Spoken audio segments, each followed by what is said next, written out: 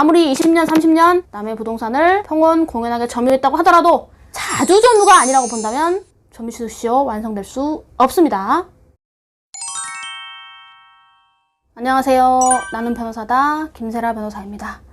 오늘은 점유취득시효 완성으로 인한 소유관계 변동을 다투는 민사소송에서 아주 중요한 쟁점이 되는 자주점유라는 개념에 대해서 그 자주점유라는 개념이 뭔지, 판단 기준은 뭔지, 또 민법과 중요한 대법원 판례가 어떻게 보고 있는지 이런 것들을 한번 설명을 해보려고 합니다.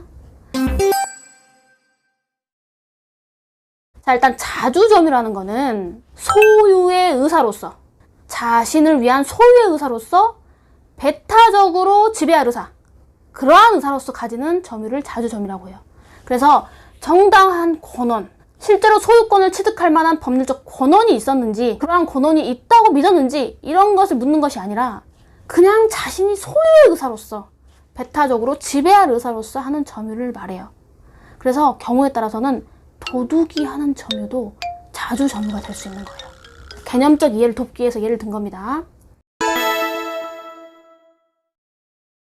그래서 이 자주점유가 인정돼야만 점유취득시효 완성이 인정되는 거예요. 아무리 20년, 30년 남의 부동산을 평온 공연하게 점유했다고 하더라도 자주점유가 아니라고 본다면 점유취득시효 완성될 수 없습니다. 자주점유의 판단 기준이 뭘까요? 일단 우리 대법원은 자주점유를 했는지에 대한 판단 기준은 그 점유자의 주관적 사정에 의해 왔다 갔다 하는 것이 아니라 점유의 취득 원인이 된 권한의 성질이나 점유와 관계에 있는 모든 사정을 바탕으로 외형적, 객관적으로 판단해야 된다. 그래서 점유자가 자기 속으로, 내심으로 어떻게 생각했는지 이것이 중요한 것이 아니라 점유의 권한이 된 그 권한의 성질, 그리고 점유와 관련된 모든 사정을 객관적, 외형적으로 판단해서 점유자에게 소유의 의사가 있다고 보면 자주점유고 없다고 보면 다주점유가 된다라는 말씀이에요. 근데 소송 실무상 이 점유취득시효 완성 관련한 민사소송은 오래전 일을 이제 와서야 소송으로 다투는 경우가 대부분이에요. 20년 전, 30년 전, 심지어 그보다 더 오래전, 50년 전, 70년 전. 자, 여러분 자료가 있겠어요? 자료가 잘 없겠죠. 그래서 재판 실무상 우리 민법 규정으로 처리를 하는데 민법 제197조 제1항은 점유자의 점유는 소유의 의사로 한 것으로 추정한다. 이것이 그 유명한 자주점유의 추정 규정이에요. 그래서 점유자의 점유는 소유의 의사에 기초한 자주점유인 것으로 추정합니다. 민법에서 추정한다라고 쓰고 있어요. 그래서 이게 무슨 뜻이냐면 점유자 스스로 자주점유를 주장하고 있는, 점유취득시효 완성을 주장하고 있는 해당 점유자가 나 자주점유야, 나 소유의 의사로 점유를 시작한 거야 라고 주장 입증할 필요가 없고 점유취득시효 완성이 인정될 수 없다고 다투는 소송의 상대방이 점유자가 타주점유로서 소유의 의사가 없었다는 사실을 주장하고 입증해야 돼요. 그런데 이것이 말처럼 쉬운 일은 아니에요. 어렵습니다. 그래서 이 자주점유가 추정된다는 그 민법 조문으로 소송의 승패가 극렬하게 갈리는 경우들이 많아요.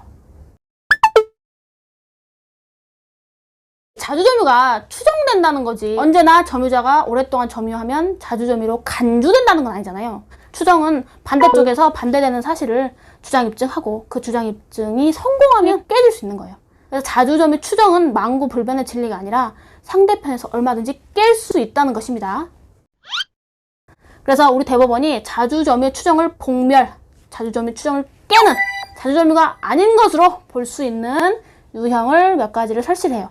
첫 번째로 점유자가 소유의 의사가 없는 것으로 볼 수밖에 없는 권한에 기초하여 점유를 개시했다는 사정이 증명된다거나 점유자가 소유자라면 당연히 행하였을 행태를 취하지 않거나 소유자라면 하지 않았을 행태를 취하는 것처럼 소유의 의사로서 배타적으로 지배하는 것으로는 도저히 볼 수 없는 행동을 했다는 그런 외형적, 객관적 사실이 증명되었다거나 이렇게 두 가지 경우에는 자주점유 추정이 깨진다고 봅니다. 대표적인 것이 임대차. 빌려 쓴다. 내 거 아닌데 남의 거다. 그러니까 빌려 쓰는 거잖아요.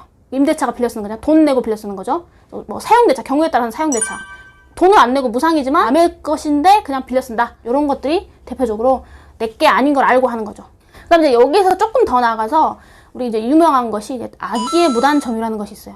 그게 뭐냐면 점유자가 점유 개시 당시에 소유권 취득의 원인이 될 수 있는 법률행위 기타 법률 요건이 없었고, 그러한 소유권 취득의 원인이 될 수 있는 법률행위 기타 법률 요건이 없다는 것을 아주 잘 알면서도 점유를 개시한 경우, 이러한 악의의 무단 점유 사실이 주장 입증된 경우에도 자주 점유의 추정은 깨집니다. 자, 여러분, 사실 오랜 시간이 지났다고 해서 소유자가 어느 정도 소유권 행사를 조금 더 게을리 했다고 해서 완전히 소유권 자체가 넘어간다, 점유하고 있던 사람에게 넘어간다는 것이 어찌 보면 좀 불합리해요.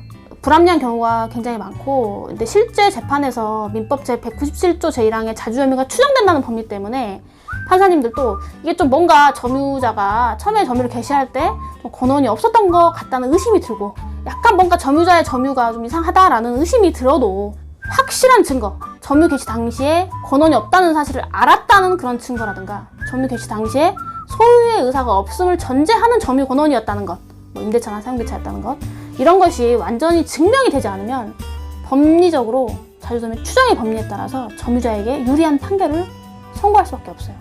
그래서 그런 것 때문에 억울하게 패소하신 분들도 계시는데, 그 부분에 대한 그런 어떤 전략은 꼭 혼자 해결하지 말고 좀 전문가의 조력을 받아보시기를 추천드립니다. 일반인이 생각하는 그 주장 입증의 증명의 그런 방법과 정도와 전문가가 보는 것이 좀 차이가 있어서 그렇습니다. 오늘도 이렇게 시청해 주셔서 대단히 감사합니다. 구독과 좋아요 꼭 눌러주세요.